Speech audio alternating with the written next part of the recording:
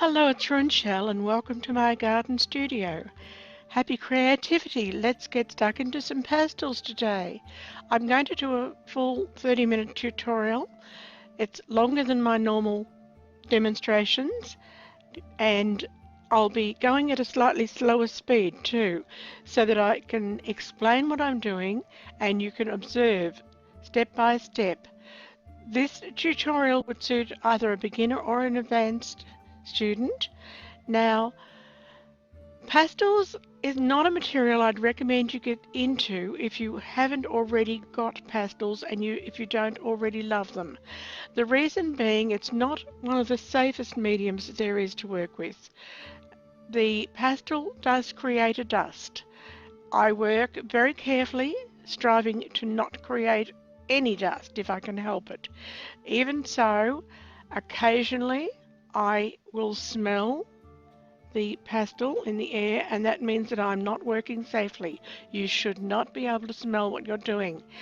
You can test your ability to work safely by putting a clean, white, wet handkerchief across your face, below your eyes, and working for half an hour, and then checking. And if there's any pigmentation on that handkerchief, that means you would be inhaling pastel dust, and that means that your technique of work isn't safe for you. So be very careful and protective of your lungs. So use pastels if you have them and love them and you believe you can work safely.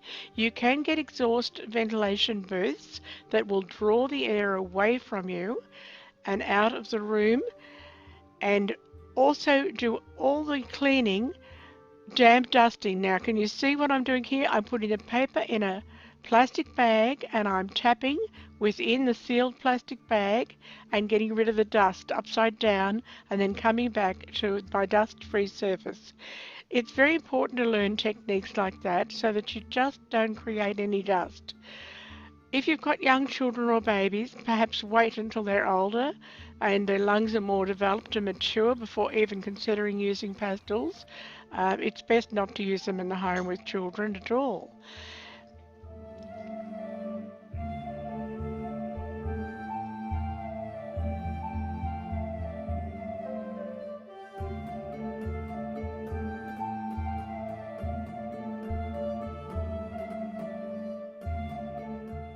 How old teacher of me to get straight into the health and safety techniques before I teach you how to paint.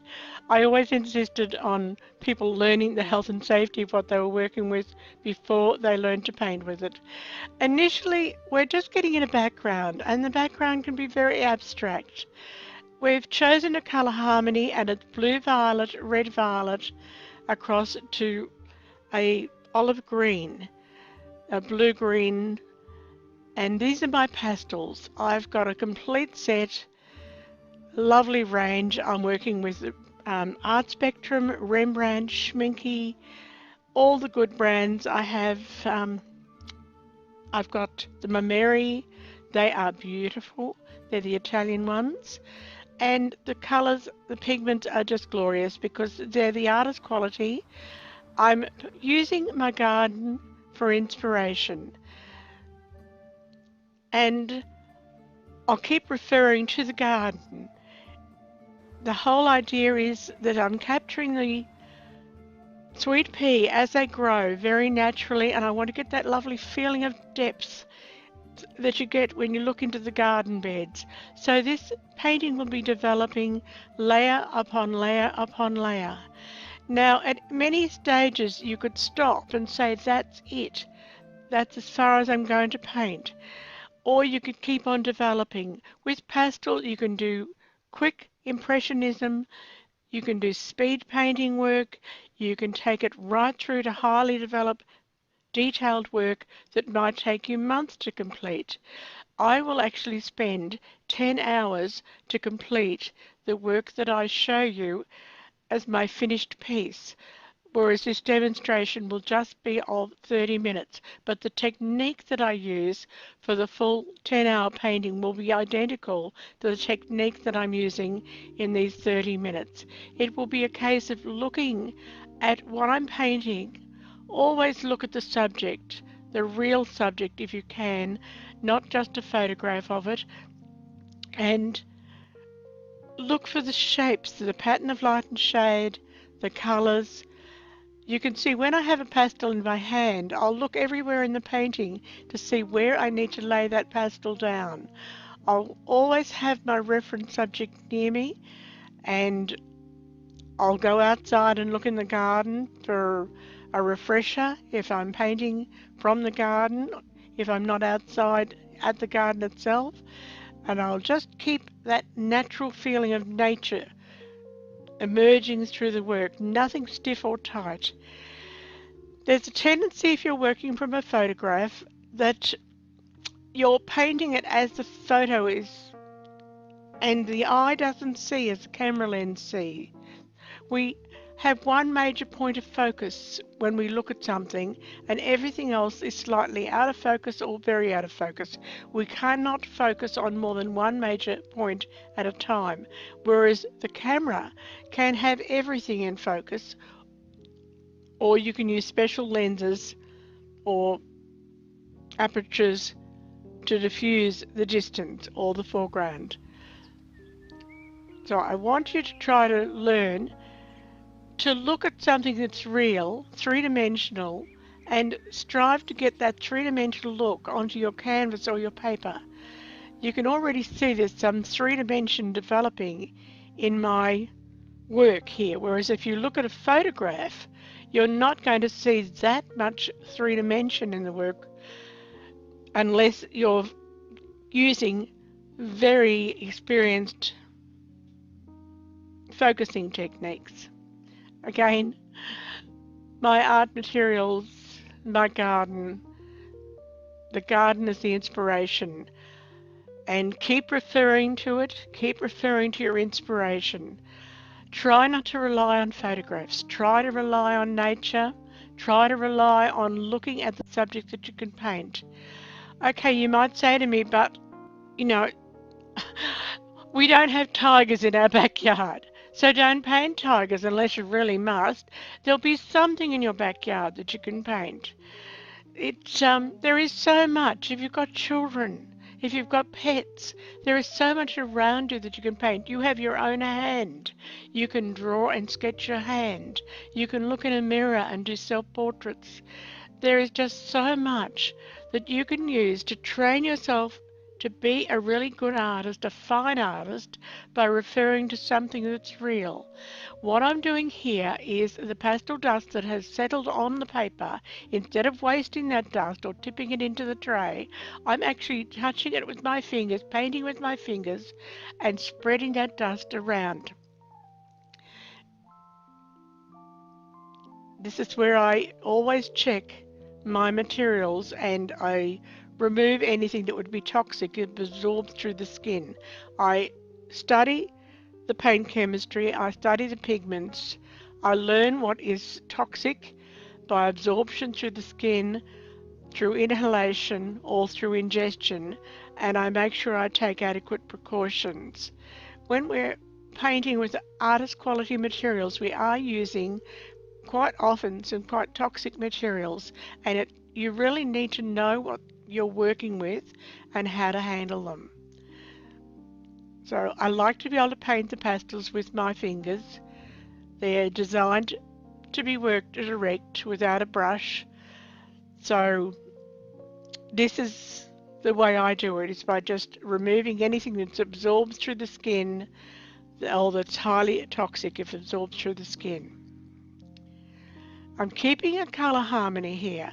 I don't want too many colours. There's already a lot of colour in that red violet to blue violet, so I didn't want to get into strong yellow greens, even though out there in nature during the daytime, the foliage and the stems of the sweet pea are bright lemon yellows and bright greens, but I've also walked out in the garden and seen the sweet peas in the evening or late afternoon, and the shadows are more violet and the greens are more blue-green, and the bright highlights are more like a white with the tiniest hint of a lemon, very, very subtle, barely there lemon.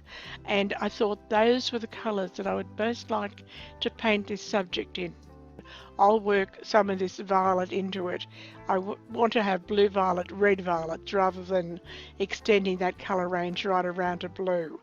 You can have too many colours in a painting and it can jar your eye. So it's a good idea to choose that colour harmony and stick with it. If you're not sure how to choose colours, then you can get yourself a colour wheel and that will show you the different colour harmonies. And I've chosen basically closely related colours with a cross harmony to the olive green.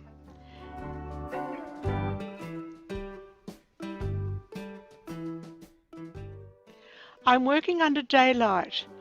The globe that you can see, the cream curve, that's one of two daylight lights fittings.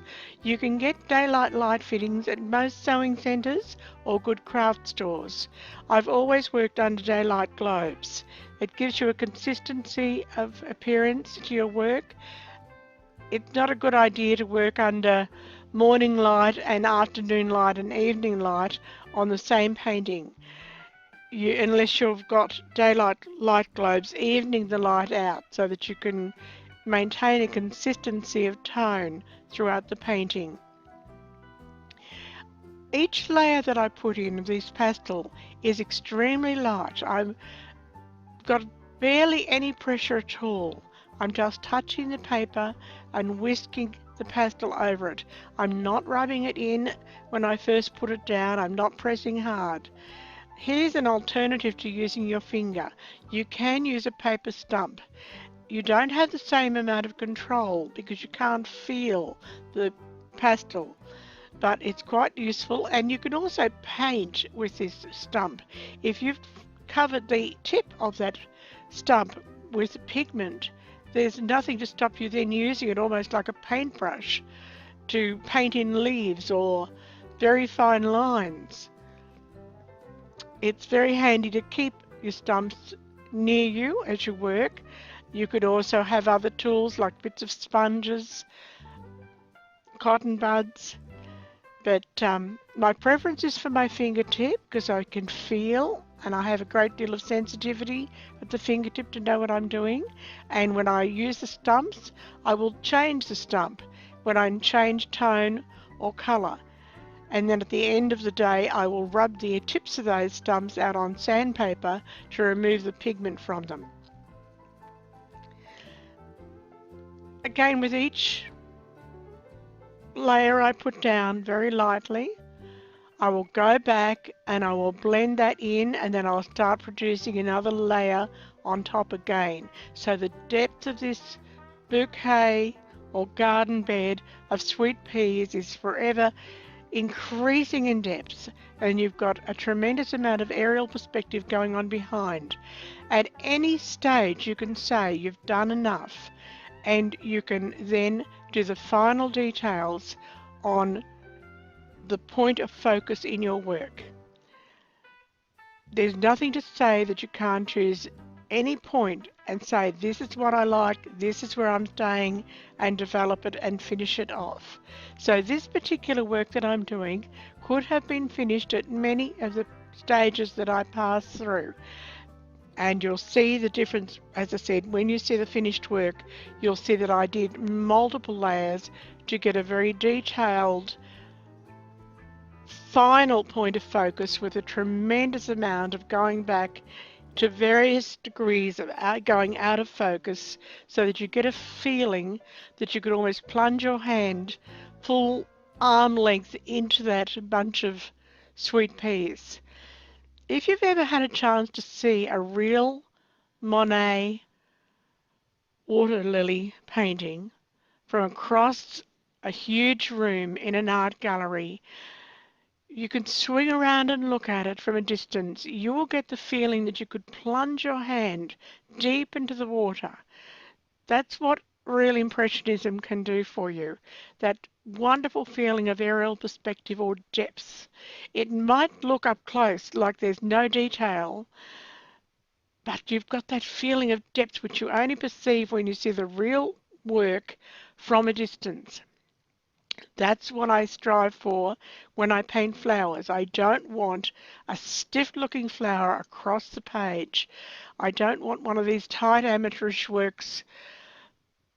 It doesn't matter whether it be a flower or a tiger or any subject at all. You've got to get that beautiful depth into the work. Here's a little bit more finished and developed. It's still not the final work, and we refer it. This is the final work. I've still got more work to do to show you, but I just gave you a flash here of what I'm aiming for. I'm trying to get it so that we've got the actual sweet pea in focus in the foreground, and then everything's going back. Tremendous amount of aerial perspective. That's what we're aiming for. That image that you've got in the garden. And also, I love that flash of white. That's what I'm going to try to get into the final work. What a dream! All these wonderful art supplies. And I've lived that dream. I lived it for 65 years as a professional artist. I've trained under major award-winning, the world's best artists, Archibald Prize winner, Win portrait artists, and I've studied paint chemistry. I've managed art supply stores where I have used all the materials, learned about them from the manufacturers, the industrial chemists, and I know my materials. I, as a professional artist, of course, I've worked with them and received the practical know-how. I've, of course, retired after a 65-year professional gallery exhibiting award-winning career. It's time for me to pass on what I know to you. And I'll do that if you share with me what you would like me to teach you, what you would like to ask. Put it into the comments. Follow through to my blog in my website. You can comment in the comments there and ask questions. I'll give you the feedback. I will answer your questions as best I can in follow-up videos. This is my retirement. This is my fun now. This is my dedication and interest. My garden, painting the garden from life. Real fine art is working from life. Copying photographs is not fine art. It is hobby painting. It is commercial art. If you share my passion, if you want to learn to paint like a fine artist, I would love to teach you. Stick with me, upload a quality video answering your questions at least once a week as long as I'm able to. I would love to help you.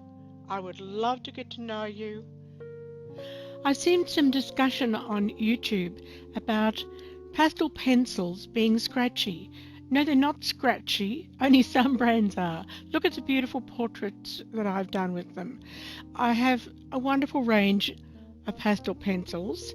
Ones that would be scratchy would be the Conte pastel pencil. They're really more of a charcoal, and I don't like charcoal that's a hard, scratchy charcoal. Again, you can get soft charcoals. Now, the Bronzeal Design is a beautiful pastel pencil, lovely and soft and easy to blend. I also work with a Derwent pastel pencil, that's quite a nice soft one, the Cretacolor Fine Artist pastel pencil, and the Carbothello by Schwann. They're all lovely artist quality, and as I said, of those, I'd say that the Bronzeal Design would be my favourite.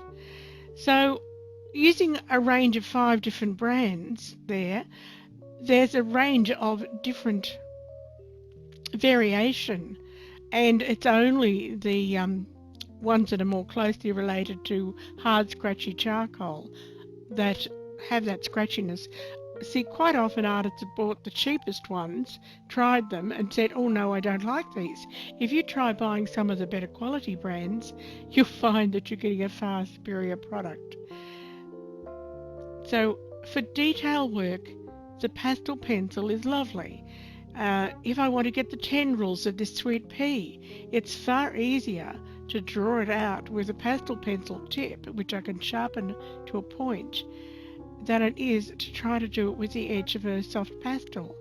I've also got a cleaner casing to be able to hold the wooden casing. So if I was doing a portrait in pastels for a commission, I'm more likely to do them with a pastel pencil. It takes longer because you're working with a very fine tip. Whereas if you're working with the stick pastel, it's a more direct medium and it's more suitable for the broad impressionism of doing large flower paintings or landscapes. So it depends what you're doing. If you like to work clean, then a high quality pastel pencil is lovely. And again, you would work from your hardest to your softest, not the other way around. You always put the softest of the pastels on top. So when I have completed this work here with these pastel pencils to show you how they work just like a pastel stick, I will go onto them with my softest of all my pastels, the soft pastels sticks, and that's the Schminky. The Schminky is the deluxe pastel that most professional artists will have in their box because it's the softest pastel and it's just wonderful for putting highlights on the very final part of your painting. Well, aside from your art materials and working safely, you're going to need storage. I found these little drawers at a local news agency, one of the big ones. It's just marvellous. I just put each colour grouping into a drawer. That's actually about 5 different pastel pencil sets, but it was much easier for me to use them out of a drawer than to try to keep putting them back in the right spot in a tin of that particular brand. So this system suited me. I've actually put up a pastel drawer set on my website. If you go to the description, you'll find the link to it and where you can get it. So I guess you'd like to get to know me too. Well, as you can see, I'm a senior. I'm no glamourpuss. I'm disabled. I can still paint. I can write. I can still teach. You might say I'm a once was, but never has been. And I'm getting joy out of being useful in my latter years. And let me know what you'd like me to teach you. Subscribe to my channel. Comment in the comments so we can follow each other. And if my style of painting and teaching is not for you, that is fine. Most people do paint from photographs, so I'll be honest. It's like versus easy play piano versus going to a piano master and learning the hard stuff. I'm here for those who want to learn fine art, who want to be taught how to be able to paint anything that they can see. I'll teach you how to see the light and shade of things and know how to put the correct patterns down to represent those light and shades. That's going to take time. That's going to take years. But you'll be improving steadily and you'll become a trained artist if you keep doing the kind of training that I show you. So let's get together and have fun.